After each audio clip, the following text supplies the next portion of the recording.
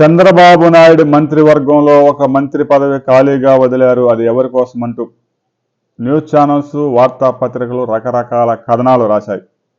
గత రాత్రి అందిన సమాచారం ప్రకారం చంద్రబాబు నాయుడు మంత్రివర్గంలో ఖాళీగా ఉంచిన మంత్రి పదవి బీజేపీ ఎమ్మెల్యే కామినేని శ్రీనివాస్ కోసమే. కామినేని శ్రీనివాస్కి అత్యవసర శస్త్రచికిత్స చేయాల్సి వచ్చింది, ఆపరేషన్. దాంతో ఆయన మంత్రిగా ప్రమాణ స్వీకారం చేయడానికి రాలేను అని నేరుగా చంద్రబాబు నాయుడికి వీడియో చేసి పెట్టాడు హాస్పిటల్ నుంచి. దీంతో ఒక మంత్రి పదవి ఖాళీగా వదిలారు. రాబోయే కొద్ది రోజుల్లో ఆయన హాస్పిటల్ నుంచి కోలుకున్నాక బయటకు వచ్చిన తర్వాత గవర్నర్ దగ్గరికి తీసుకెళ్లి ఆయనకి కీలక మంత్రి పదవి అప్పచెప్పే అవకాశాలు స్పష్టంగా కనిపిస్తున్నాయి.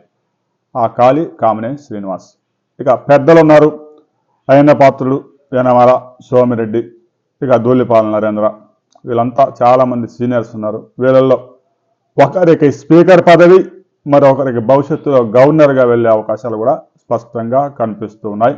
రాబోయే కొద్ది రోజుల్లోనే స్పీకర్ ఎవరనేది తెలిపోయింది. వీడియో నచ్చితే లైక్ చేయండి, షేర్ చేయండి, సబ్స్క్రైబ్ చేసుకోండి.